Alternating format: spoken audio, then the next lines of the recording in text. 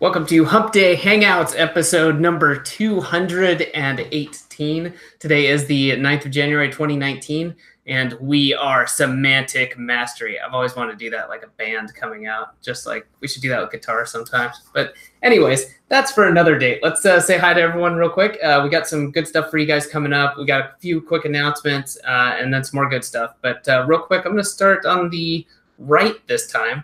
And Bradley, how are you doing? I wanted to ask you first. You always have to wait till the end, so I thought it'd be nice if you went first. I thought you saved the best for last, man. Yeah. So, hey guys, I'm just happy to be here. We got a lot of good questions already. Been hard at work this week on all kinds of stuff. Got a mastermind webinar tomorrow. I'm looking forward to doing. So, just happy to be here, man. Life is good. Nice. Marco, how about yourself? Staying warm? What's up, man? It's summer in Costa. Well, not summer, but it's the dry season. So yeah, of course we're staying warm, man. Warm and sunny every day. Well, it's actually warm and sunny, as I've said, or rainy and sunny. Excuse me, rainy and warm, but always warm. Nice. Hernan, how's it going for you? Is it starting to cool down? What goes on down there? I don't know. I don't know. Down here, so I don't know. But I really don't know what's going on in here, man. It's like, yeah, it's cooling down in the evening, but then it goes up like 40 fucking Celsius during the day. I don't know. It's crazy. I'm just pumped to be here because the other day you said that I wasn't excited enough. So I'm just really pumped to be here, and I'm really excited for being here, guys. I'm excited to hang out with you. Nice. Yeah, just a warning to anybody that deals with Hernan. If you tell him he's not excited enough, you're going to get a lot of gifts in return. So just a warning. Like a barrage, gift barrage. Chris, how you doing, man? Doing good here. Lots of snow in Austria, partially like in the mountains 4 meters high. So perfect season for snowboarding. Nice. Yeah, that's a lot of snow. Damn. Well, good deal. Well, before we get into it, we got a few things we wanted to cover. First of all, if you're new to Semantic Mastery, thank you for watching, whether or not you're joining us live on the event page, or if you're checking out the replay on YouTube or somewhere else. First of all, thanks for watching. Keep coming back, ask your questions. You can always ask them ahead of time and then check out the replays. We know the time doesn't work for everybody, whether it's because you're meeting with clients, you got a job, you're in a different time zone. Just do what you can, ask questions, learn from others. If you do join, or you do show up live, that's great. We really do appreciate it, and really do appreciate you, taking the time to be a part of the community. If you're looking for the place to start with Semantic Mastery, it's a question we hear frequently. The battle plan is the single place to start with us. All right, go to battleplan.semanticmastery.com, and this is going to help you solve problems about getting repeatable processes for getting results with SEO, with digital marketing, all sorts of good stuff. And there's some extra goodies in there that I'll leave quiet for now. And then past that, if you're really looking to take things up a few notches, you want to extend your peer group, you want to network, and you want to be a part of a mastermind, then you should join the mastermind. Be happy to have you, and you can find out more about that at mastermind.semanticmastery.com. Also, like I said, you can watch this live. We love having you live, but if you're checking us out on replay, checking out the replay on YouTube, just hit subscribe and stay up to date with obviously the Hump Day Hangouts, as well as other Q&As we do, and then additional videos as well. So real quick, I know before you go on, what's up, I'd like to comment on our mastermind, right? Yep. Yeah, I'm biased, and it's going to sound like a pitch, but it really isn't. Last night, our mini mastermind picked up again because we had been off because of the holidays. And so in between those 2 weeks, one of our mini mastermind members started getting calls to her GMB assets. And she was just really stoked. I mean, she said, one thing is to hear you guys say that you can do this. And then another is to actually go do it, get the assets, do the things the way that we say, and then get phone calls. And so it was really awesome. It was a pickup for the new year to kind of to hear this. We have another guy in our mini mastermind that's already getting quite a few phone calls in a really good niche. And then we have another one who decided to take us up on our don't kill yourself. This is good. The scenery is falling around me. I'm just gonna leave it here. Who decided Did anybody else see that? Because I'm going to have to watch the replay. He decided to take us up on our offer, right? Our special for GMBs. So he bought 2 5-packs, and he's just waiting for those to get delivered. Once they get delivered, I'll be helping him pimp those out.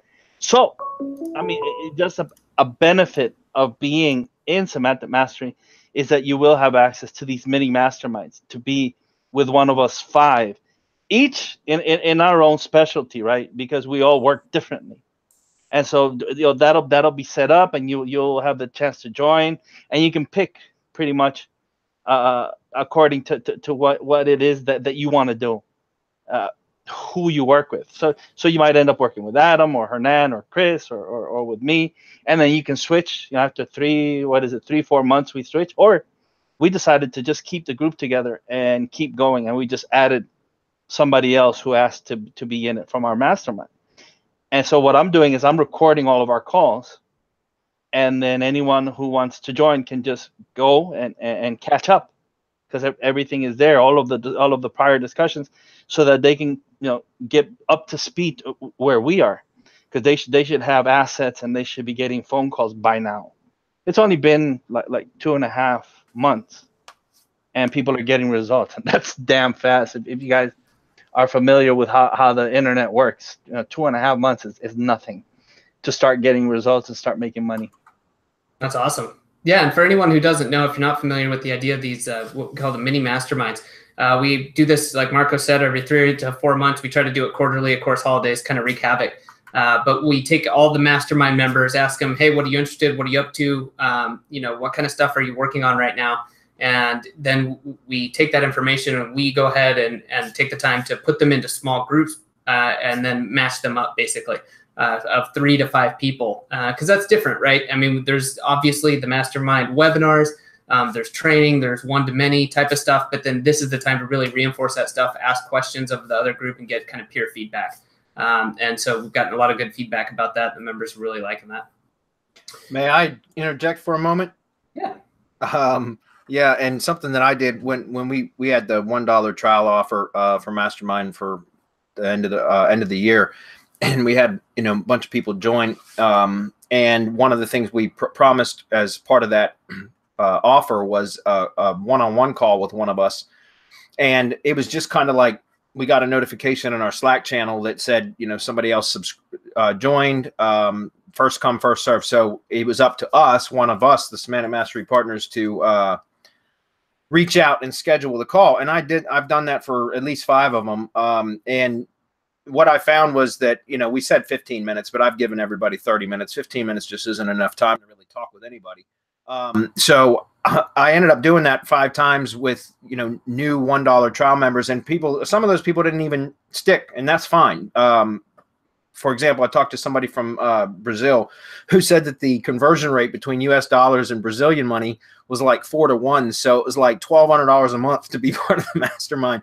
So he was real upfront. He's like, I kind of feel bad, taking you up on the one-on-one call. And I was like, no, don't worry about it. That was part of the offer. So I'm here. Let's talk, But what I found was that I really enjoy those calls. And we sit behind the computer screen all the time, guys, working. And it's almost like a business. Even though we socialize online, like via Facebook and all that kind of stuff, we don't have like direct communication often, where we're talking via speech or voice with other people that often. At least I haven't for a long time. I don't do it as often as I should. So my point is, I found that in doing those mastermind calls that I really enjoyed it. And so I posted on Friday, this past Friday, in the mastermind community, the Facebook group, just a video saying, hey, I really like this stuff, and I'd like to get to know more of the mastermind members on a more, one-on-one basis. So I posted my Calendly link and told people to go sign up. And it's funny because I had it set up, my Calendly link set up for 30 days, like for the next 30 days. And Tuesday, Wednesdays, and Thursdays are the only days that I've scheduled timeout or blocked timeout to be able to do these calls. And it filled up in like a matter of 2 days. The whole 30 days got scheduled out in like 2 days time. Is crazy. So I've been now Tuesday through Thursday for the next 5 to 6 weeks, because now it's been a week. Well, almost a week. But for like the next 5 weeks, I'm going to be doing mastermind calls.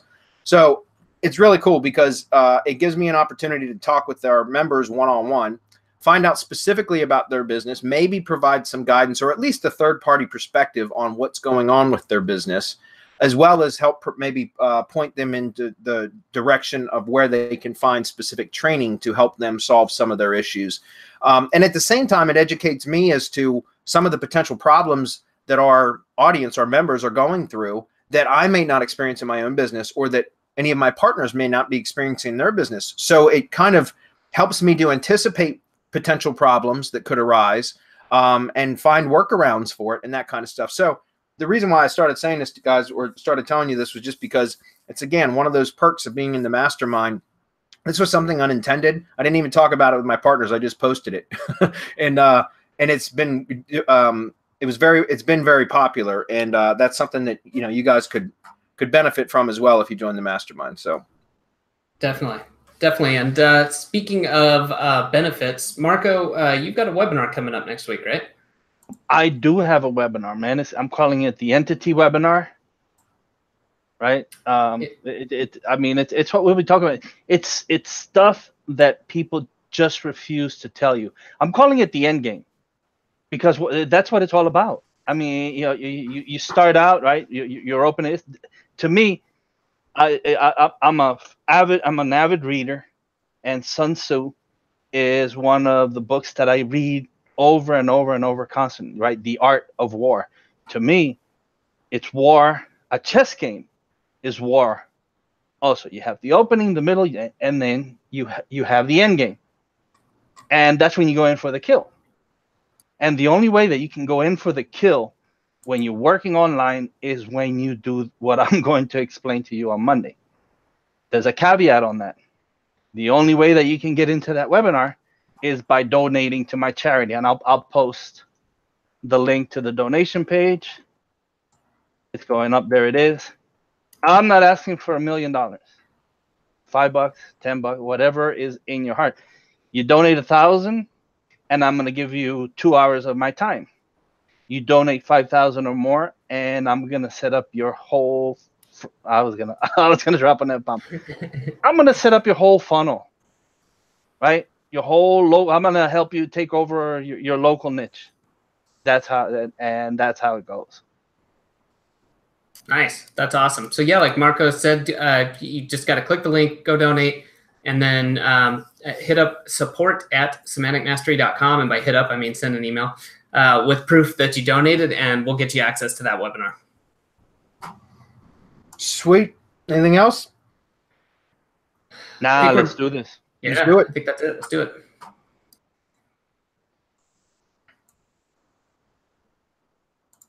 All right. First up is Liz. Liz says, what's the best way to put deep keyword research to use after I get it back from MGYB? Obviously, it's a ton of good keywords, but I'm wondering if I'm missing out on opportunities for projects or clients. How would you use it? That's a great question, Liz. Well, for content marketing purposes, mainly, that's how I use it. I'm not crazy about, I don't do a whole crap ton of link building anymore, other than using like press releases. And then obviously content marketing and syndication networks is all part of that. But content marketing is where I use the keywords the most. And that could be in, creating blog posts. It could be used in publishing press releases. It could be used for GMB posts, which is, really powerful if you're doing local stuff. And that's typically how I do it. Now, I know the keyword research reports are even set up with potential silos and all that kind of stuff. So it really should make it easy. What I would recommend that you do is just take the keyword report and start producing more content, period, using the keywords set up in the structure that they were given to you in, because that's the most semantic relevance per silo and all of that, and that should help you. You could also use those as words, the keywords for anchor text and things like that if you're doing a bunch of link building, but that's not something that I even bother with all that much anymore. So it's not really needed. Marco, what do you say? No, I totally agree. So this is the way it works, and I was hoping to have that sample back by now, but it's taking a little bit longer than expected. It'll be ready tomorrow morning, and in fact, it's going to be ready for our mastermind webinar, where we're going to go over exactly how to use the keyword research that you get back from us. But the whole thing about this is we go into like 7 different pieces of software to pull all of this information together. Then we take it all, right, and we create, as you mentioned, the silos. Then there's a tab, a legend tab where we actually tell you, you explain, that this is how this works. This is what you're getting, and it's an initial setup. We recommend 4 silos. We recommend keywords under that silo. Of course, you should be using a question and answer format, question and answer schema. It really works. It helps you get into those rich snippets. What we'll do is maybe cut out tomorrow's training and make that available for people who buy or have bought our keyword research, because I'm going to go into a whole lot more detail tomorrow, right? But it's really deep. It's things that you might not ever think of, that you might not ever get to. Guys, when you get the deep keyword research, it takes our VAs about 16 working hours to put it all together, because not only does the research have to be done, duplicates have to be eliminated, then the keywords, they have to be gathered, and we separate them into whether they're commercial, non-commercial, or whether they support the silo in any way. We want to create semantic relevance, especially, some of the keywords we tend to just throw away. But if Google says that there's semantic relevance, it's for a reason, right? I don't want to go into co-occurrence. I don't want to spin people's heads, but there should be some mention because Google considers it relevant to the topic, right? So, I mean, again, we'll go into it a whole lot deeper tomorrow, but the best way to put it to use is look at the legend tab and see what the instructions are. There you go. All right, Ken's up. Ken says, is there a big difference in results/penalties if I put JSON-LD schema in the header or in the body tag? No, Ken, as far as I'm aware, there's no penalty issue. If you're not spamming, there shouldn't be any penalty issue. And results, it shouldn't matter. JSON-LD can be put anywhere on the page. It could even be put in the post body, right? It doesn't have to be within the header tag or the body tag, like of the HTML of the page. Like, what I'm saying is you can actually put JSON-LD code in the middle of a post, and it's not going to display to a viewer, right? But the code's there, right? If you view page source, you can see it. And in fact, I use a combination for organization markup when you have multiple locations. I use a combination of JSON-LD and then just regular HTML to create the locations page where it lists organization, structured data, or schema markup. And then it lists each of the individual locations, and then and I put that right in the post body of the page, right? So that the JSON-LD is actually in the content body of that page. So I actually add the code in the WYSIWYG editor in WordPress, if that makes sense, instead of in the HTML header or in the the theme files or anything like that. I actually add it into the page because it's JSON-LD organization markup at the top, and then it breaks down into individual locations with individual local business markup for each location. But then the locations actually display on the page with the NAP and the Google Map embed, right? And a link over to the site, to the individual location, either site or landing page, if that makes sense. So it's a combination of using just regular JSON-LD markup in the post body with regular HTML, if that makes sense. Another type of structured data markup would be microdata, which is not the recommended method anymore, which is kind of like microdata, or excuse me, schema in HTML format. But that isn't the recommended method. But JSON-LD can be added, like I said, directly to the post body of the page. So you shouldn't have any issues. Now, as far as difference in results, I don't think that makes any difference at all. But Marco might know better than me. Marco, do you have any input on that? No, because I mean, if we're just looking at it strictly from what schema.org says and JSON-LD, they do give recommendations, but since it's wrapped in script, right? It'll have a script opening and a script close. The bot will know what to do with that no matter what, because it says, the type application LD plus JSON. I think that it's tagged, so the bot knows how to act on that specific section. Now, if we can look at that from maybe an HTML5 perspective, because if it's data about the page, it should be in the head section. So you can look at not archive, but W3 W3C schools, and read about head elements and what your head elements should include. And if we're talking about data about that specific page, then it should go in the head section before the closing head tag. So it's two different things. JSON-LD shouldn't matter. It looks like a very short question, very simple, but it can be complicated depending on how you're looking at it. Yeah. However, I was going to say, just let me break in for just a moment, because what I was saying about organization markup, that's really not information about the page. It's information about the organization, the corporation, and all of its locations. So it's not really info about the page. It's information about the organization. So I can understand what you're saying, Marco. If it's like JSON-LD markup for like review schema or article markup or something like that, then I would imagine that would be suggested to be, I mean, it might all be suggested to be in the header. I just know that I've done it and it validates in the structured data testing tool. Yeah. So yeah, I mean, if Google says it's fine, then it's reading it fine, then it's nothing to worry about. There you go. It's a good question, Ken. Ben says, hey, Bradley and guys, if I'm building an authority site for a niche using curating content, is there any value in putting an RYS stack on it? Yes, because you can push, link equity or juice power directly from Google, as well as relevancy into it. Remember, guys, RYS just is about pushing authority from Google in a way to help validate an entity and all that. So it doesn't matter whether what type of content you're using, you could benefit from it. Okay. Does an RYS stack help the long tail rankings that I'm shooting for with an authority site that builds up a lot of content, or is that something that is mainly of benefit for local SEO? No, once again, guys, we talk about local mainly because that's primarily what our audience is, and that's pretty much all I do anymore is local work, local SEO, and local marketing. Period. Right. But yeah, RYS stacks will help just about anything. This is funny. Somebody asked last week specifically. Now, Ben, I know what you're talking about with building up an authority site. Yes, in fact, if I was going to be building up an authority site, that would be one of the first things I would do is set up an RYS drive stack for it specifically, because, again, that's a great way to siphon authority.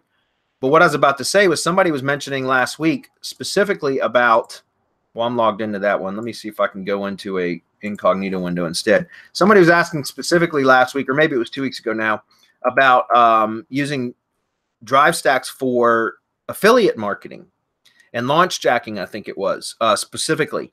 And I mentioned that, yeah, they absolutely work. And what was funny was somebody was asking me, oh, I know what it was. There was a comment from our YouTube channel that somebody commented on our Browsio 3.0 webinar, where I was explaining how to use Browsio, like how I use Browsio for our business or whatever. And it was a webinar that we did. It was to pitch selling as an affiliate Browsio, right? But I use it. That we don't pitch anything we don't use, guys. But anyways, so somebody made a comment like that they say, oh, it was a waste of $67 or something. And so I just went to go see, like, well, where'd this guy come from anyways? And I did a quick Google search. And this is funny, but like this is just to show you the power of drive stacks. So if I say Browsio 3.0, guys, Browsio, the main site comes up. Right, that's number one. But then pretty much the rest of the page is owned by Semantic Mastery products, or drive stack files. Like, for example, this is our Google site that we used when Browsio 3.0 was launched. This is one of our drive stacks, guys. This is what the Gsite on one of our drive stacks looks like, in case you guys have never seen one. And man, that's butt ugly. And this is an old one. This is on the old site. Job. Yeah, but what I'm saying is, look at how well these are built, and that's what I'm saying. This is on the old site because this was produced in when, like, way back in September of 2016, guys. Like, so think about that. And here's the slide share, which is one of the files that was created, right? All of this Semantic Mastery. There's our link right there in it, Semantic Mastery. And these are, guys, all of these things here that we're looking at had come right on that. Well, that must not be it, but those had come directly from the drive stack, and there's our video. So my point is, like, these are very, very powerful, and they stick, So Ben, yeah, if you're building an authority site, I would absolutely recommend that you set up a drive stack, because they're super powerful. I mean, I know I showed you guys 1,000 times the Virginia SEO one, but I mean, it's hard to, it's hard to beat. Once the same thing, that it's still ranked today. Number 1, Big Bamboo Marketing. Well, it's because my IP is showing that. Number 2, there's my WordPress.com. All that stuff is just Google Drive stuff, Gsite stuff, or excuse me, RYS Drive Stack stuff. So again, same thing, guy. Ben, I would highly recommend, if you're trying to push authority into a site, it's hard to beat using a drive stack, period. It's not just for local SEO. Okay. If I may add, please, Ben, when you order that drive stack, order the deep keyword research and have that added to your drive stack, because that's what you want. You want everything that's related to whatever authority site you're creating. You want everything thrown in that drive stack, and that's what's really going to juice it up. And then the next question that's coming up will tell you what you need to do in case you get into one of those medium competition keywords that's kind of sticky and doesn't want to move, how you can push it up. There you go. So the second question he asks is, if I'm building up a big site with VAs creating curated posts, is there any daily upper limit you are aware of that would cause Google to back off? For example, if I'm creating and posting 5 articles a day, could there be any problems with that? My sense is that as long as they are quality articles that generate good stats on analytics, long time on page, scroll depth, low bounce rate, it wouldn't matter how many posts you publish daily. What do you think? You're correct, man.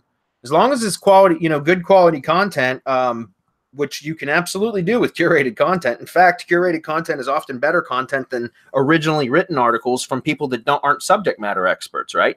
That's just pure spam, in my opinion. So my point is, yes, there is no problem with posting more. Like, frequency of publishing is not a negative ranking factor unless you're posting like duplicate content or just straight spam.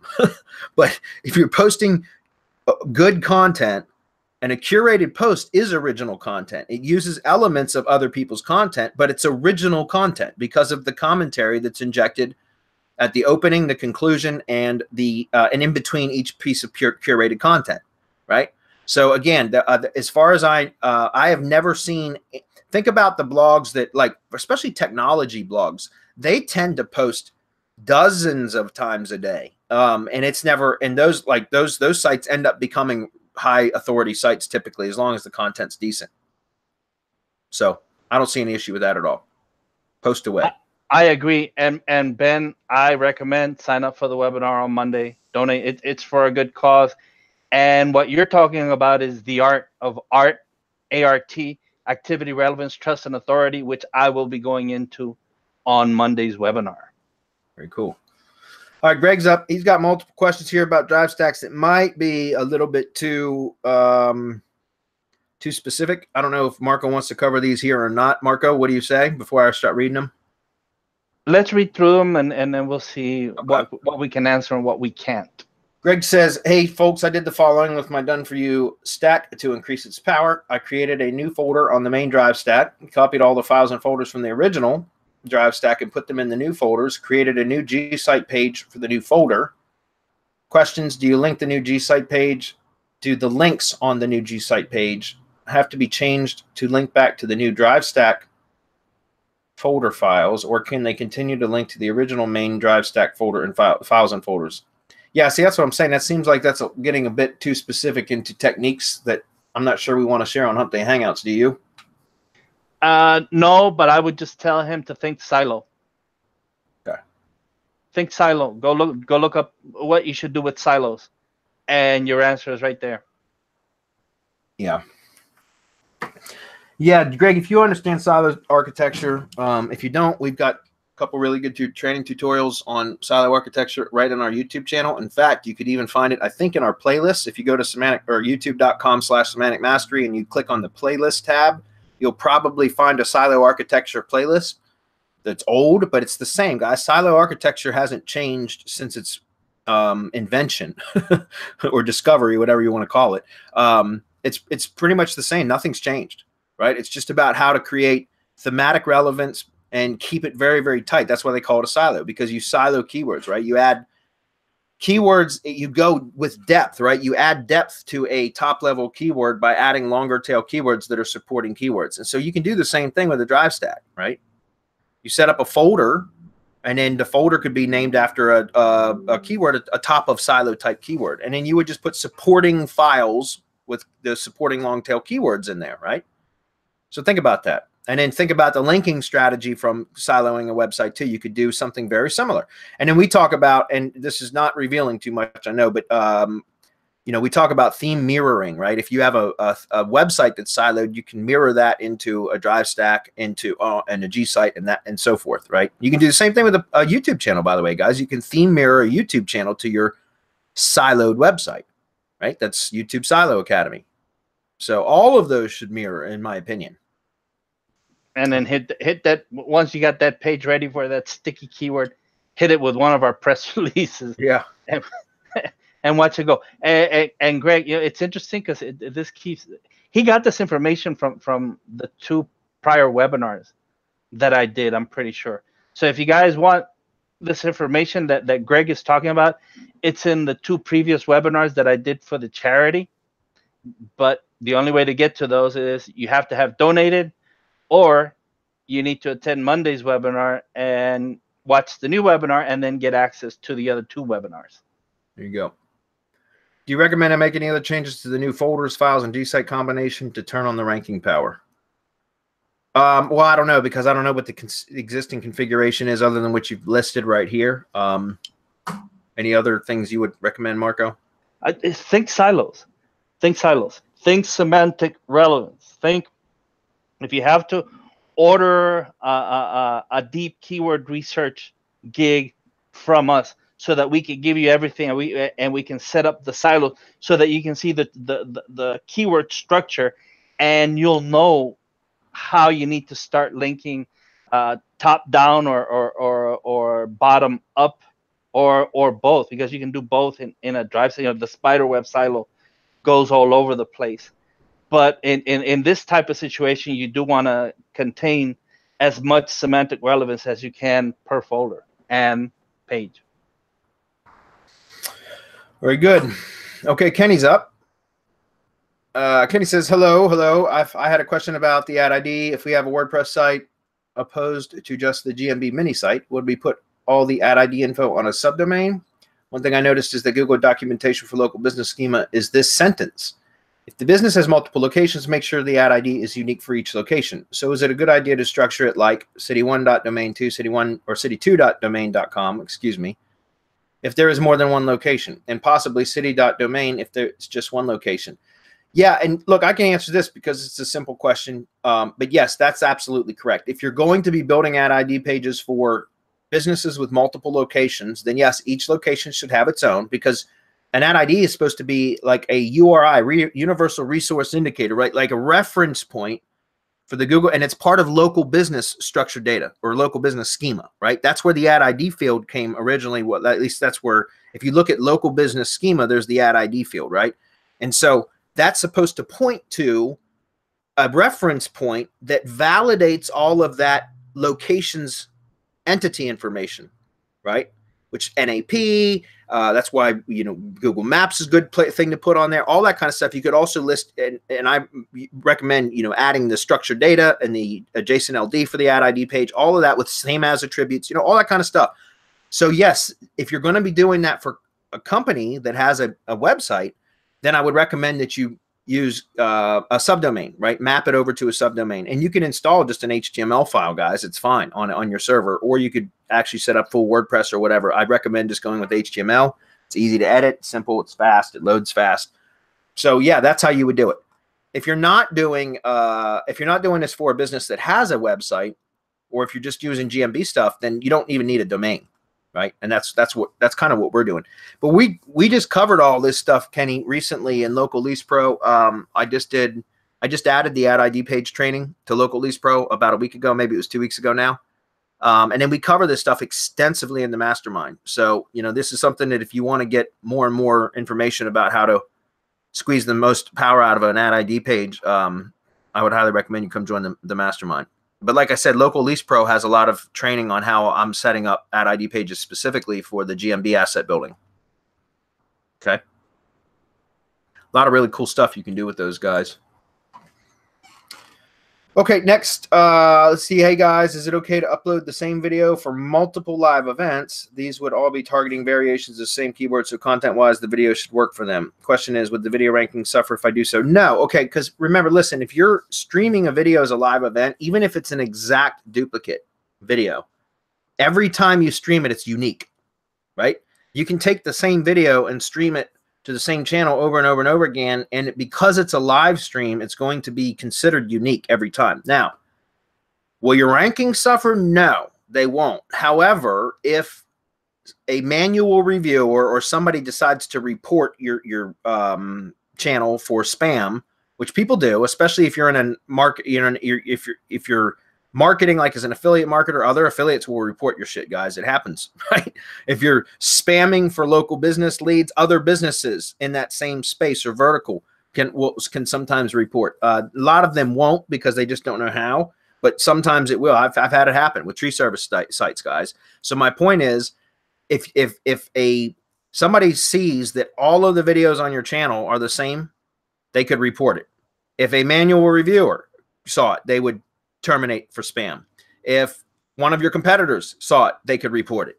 So my point is, like, I don't recommend doing that. You can do that, but I would recommend, you know, creating instead, using different channels for that. If you're going, and there's tools out there, guys. There's tools that will, you know, Peter Drew has the tools like Live Rank Sniper, which is great because it'll schedule live events, but that's supposed to be just for poking, like just to identify keywords that will rank with little to no work. And then his tool for actually live streaming to those keywords that have been identified is like Hangout Millionaire. And that's great because you can have Hangout Millionaire access multiple channels, right? So you identify your keywords first, you create the keyword list that you know is likely going to rank with little to no work, and then you add that keyword list to a Hangout Millionaire campaign that will access multiple YouTube accounts, right? So that it's not posting the same video or live streaming the same video over and over and over again to the same channel. I prefer that method. Another one, Abs Ravji has the video carpet bomb. Now that's not, or excuse me, video marketing blitz. That's not a live stream. Those are just uploads, but the same thing occurs. Like we could take the same video file and upload it to 100 different channels, and we could, you know, target 100 different keywords with the same video. And if anybody catches that video on one channel and just says that and thinks it's spam and they report it, I'm only going to lose that one channel, right? And so I wouldn't lose all of the videos on that channel. So what I'm trying to get at here, guys, is just be careful. If you're going to be treating a YouTube channel as a money generator, a revenue generator, like a money site, right? Then I recommend that you don't spam that channel. If you're going to be spamming, then use spam channels. Use multiple channels so that you're spreading your content out across multiple channels so that in case it does get terminated for spam, you don't lose your entire business and all the work that you put into it. Does that make sense? It's the same type of stuff that we tell you guys about mitigating risk or reducing risk when it comes to building lead gen assets or you know, all that kind of stuff. We always try to take as many precautions as possible to not put all of our eggs in one basket, right? We try to spread our eggs across many baskets. So that if Google decides to take away any one of our baskets, we still have a lot of other eggs, if that makes sense. Okay. Anybody want to comment on that? No, that's perfect.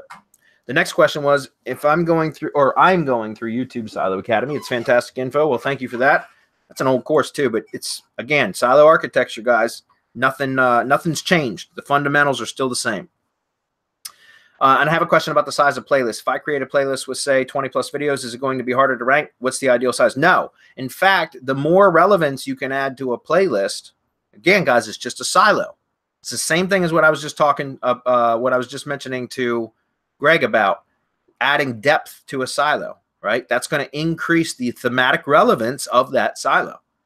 So in fact, the more relevant videos that you can add to the silo, and then you accomplish the silo linking with links within the playlist. If they're your videos, you can add a link within the description as well as in the comments description, which, by the way, guys, pin the link in the comments description so that it's the first comment.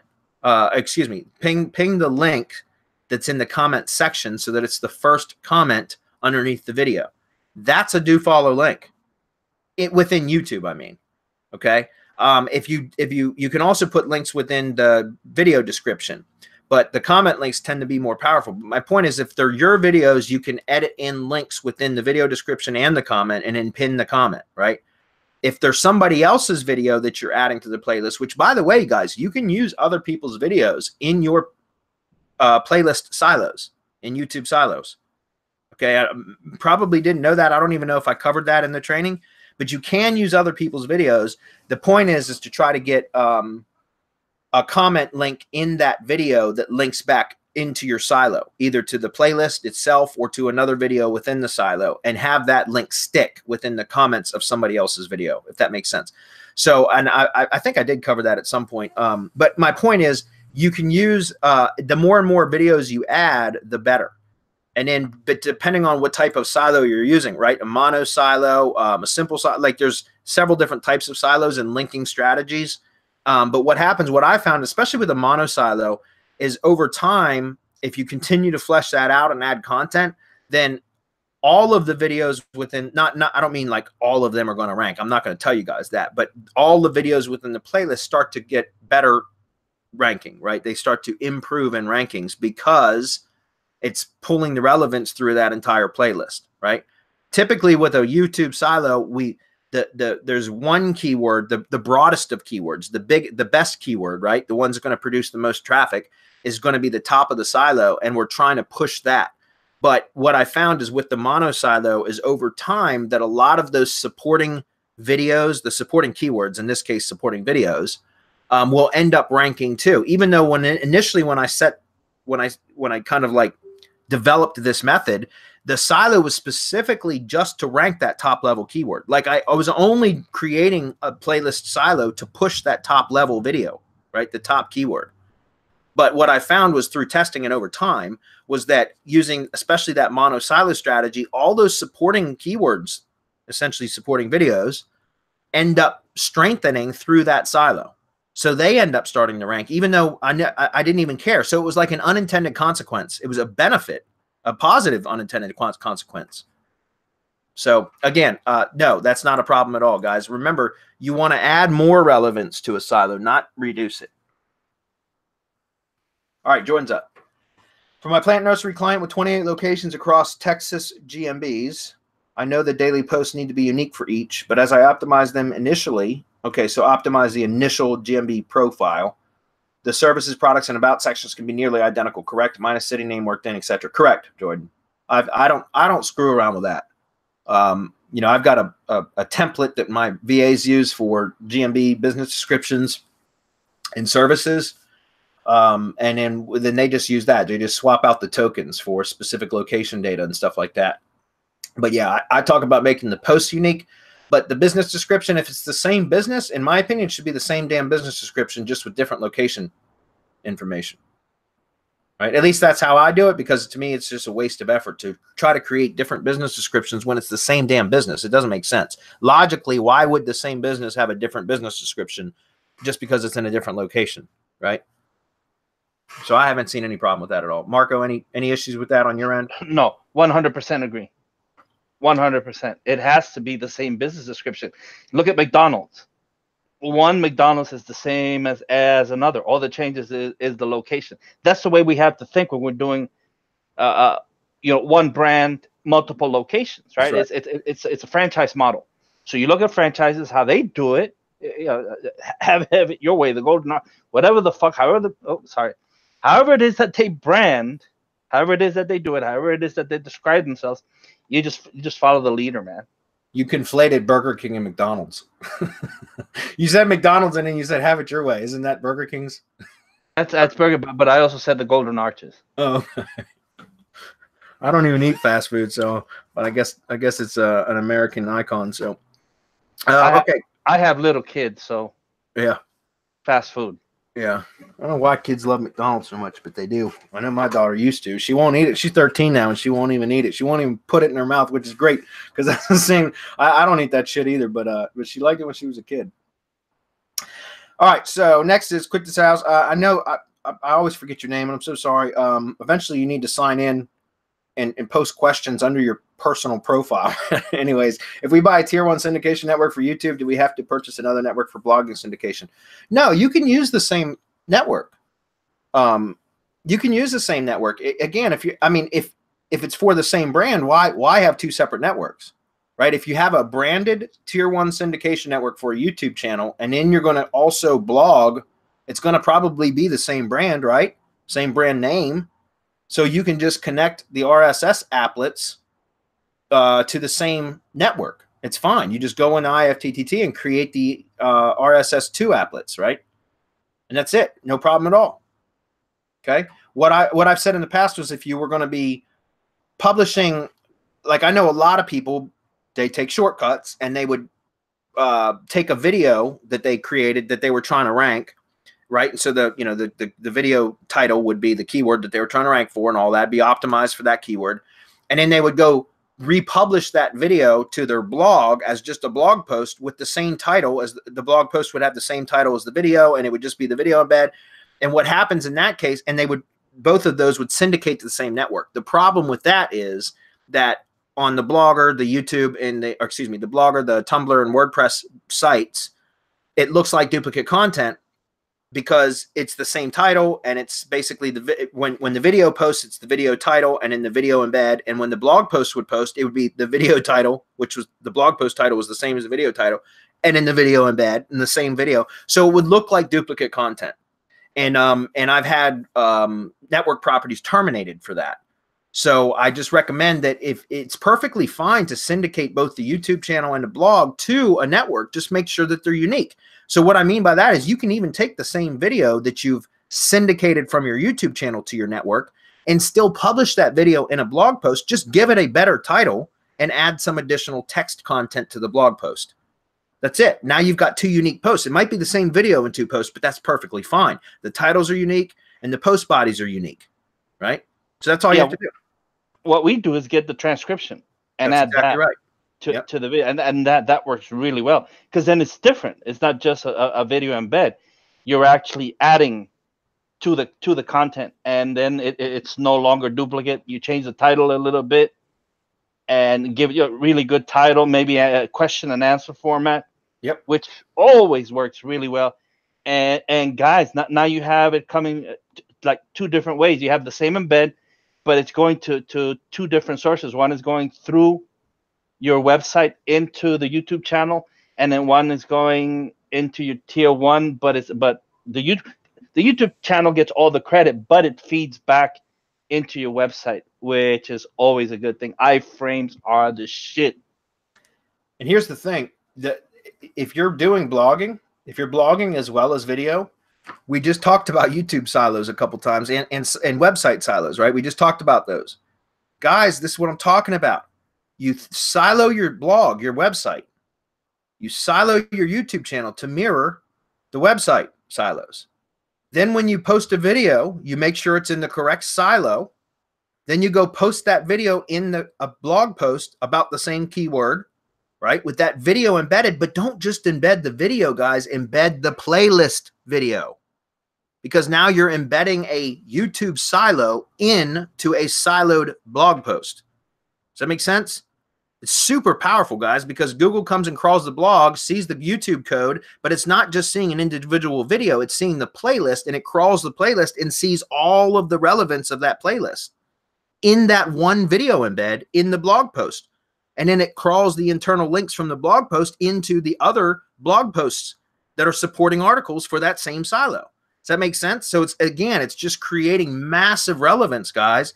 You can create an individual embed from a playlist that actually is and I just talked about this on a Hump Day Hangout recently, like within the last month. Somebody asked specifically how to add a YouTube video as an embed from a playlist to where it's that specific video that's embedded instead of the first video in the playlist. And there's a way to do that. It used to be really simple. There was a box that you could check when you would click on the playlist embed button, but that doesn't exist anymore. Now you have to actually edit the playlist URL. And I added it. You can go to our YouTube channel and find the video where I showed exactly how to do this, guys. Just go to youtube.com/semantic mastery, go to the channel search feature and type in playlist embed, and you'll find the video. It's within the last month. And it's been chopped out to where it's just that single question and answer on how to do that. And so you can look for that tutorial. So that's a great way if you're going to be doing both YouTube and blogging, silo both of them, guys, and use the playlist embed as part of the blog post, I mean. It's a great question, though. Okay, Daniel Hartnett, he's one of our newest mastermind members. In fact, we're going to be going in depth into one of his projects tomorrow during the mastermind webinar. I'm actually really looking forward to that, Daniel. So welcome. We're glad to have you, buddy. Dan says, when is the next mastermind webby, guys? Tomorrow, Dan. Tomorrow. Come on, join us, participate, engage, chat, ask questions, all that shit. Okay. Dan, I know you just joined recently, which, by the way, welcome, because I know you've been following us for a long, long time. So we're glad to have you. If you haven't got your mastermind call scheduled yet, I'll reach out to you, or you can ping me in Facebook or something, and I'll get it scheduled with you, Dan, because I'd like to chat with you. Okay, so welcome. And by the way, don't forget to, in mastermind, guys, we go in just about as deep into anything as you want to get into, even like your own projects if you want. If you don't have a problem sharing it within the mastermind, we'll analyze stuff. That's what we're going to do with Daniel tomorrow. So feel free to engage with us. Okay. And we got the deep keyword research being prepared as we speak, Daniel. So we're working hard on this. Yeah, I didn't tell him we were going to do that, but oh, sorry about that. I gave it away. Okay. I was going to surprise you tomorrow, but Daniel, yeah, we're comping you a deep keyword research as part of the training for tomorrow. So well, he's going to make his website available so that we can go over it. I mean, he's not hiding anything, so we have to compensate that. That's right. So you're going to get a deep keyword research report from us because we're going to incorporate that into the training tomorrow. So lots of good stuff, guys. So Dan, again, welcome, man. Glad to have you, buddy. Dominic says, Brad, I heard it was 1/2 for every year of membership. I'm not sure what that's in reference to. Can somebody remind me what that's in reference to? The phone calls. He gets a ½ hour for every year he's been a member. Oh, okay. Actually, that's not a bad it's not a bad idea, Dominic. I was talking to the two people today that I talked with, and we're going to actually implement every 6 months, schedule another call with our members. So every 6 months you get a call with either me or one of us or whatever. And I think that's a great way for us to stay in touch with everybody because, things change over 6 months. Your business is going to change. You're going to have new struggles, right? You will have resolved old struggles, but you'll have new struggles. And so that's kind of a way that we can stay in touch and also really help identify new training opportunities for us as a company as well. So, I know you're kind of being kind of joking, Dominic, but in all reality that we're going to be doing, these calls on a more consistent basis now. Kenny, another question if there's time. For your keyword research service in MGYB, will this service work with an existing site, possibly like a content gap type report? Of course, Kenny. I guarantee you, even if you've done extensive keyword research for whatever project you're talking about here, if you order a deep keyword research report, you're going to discover a whole bunch of new stuff. And so, yeah, absolutely. Even existing, guys, I'm telling you, here's the thing, guys, just having somebody else, another SEO do keyword research is going to show different results, right? Because everybody does things slightly differently or they see different opportunities. And so my point is, having somebody else take a look or generate keywords for your project will probably help you to discover things that you hadn't thought of before, right? Reveal other opportunities that you hadn't seen before. And I guarantee you our deep keyword research report is going to show you a lot of stuff. Yeah, you can think of it this way too. I mean, who has time to spend 16 man hours doing all of that keyword research and going through all of the different software that's available for keywords and then filtering all of that crap and then getting rid of duplicates and so it just takes too much time, too much effort. I don't have the time. That's why we came up with this keyword research gig. Yeah. I mean, I know before I started using Google Ads or AdWords for my keyword discovery, which is my preferred method now for at least before starting a new SEO project, I like to set up Google Ads now and let Google tell me where the traffic is and what converts and all that kind of stuff. And it's worth it to me because, as Marco just said, like I used to spend 4 to 6 hours myself. And I didn't go as deep as what our VAs are doing, obviously, but I would spend 4 to 6 hours myself at the start of every SEO campaign just doing keyword research.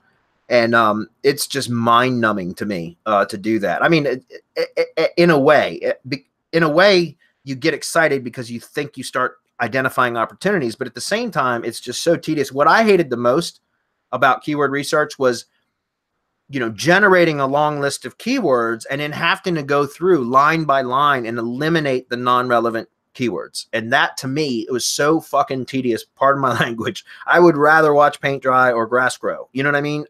And so that kind of stuff would just make me like sit on the edge of my seat, angry.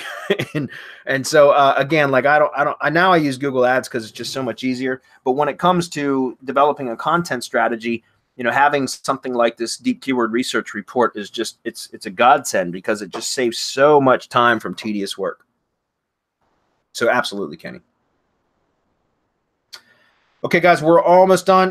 Just about out of time. It looks like we're just about out of questions, so this was good timing. Daniel says, if you are using drive stacks for ranking multiple keywords, would you continue to build on your original drive stack, or would you use separate drive stacks for separate keywords, for separate keyword-specific terms?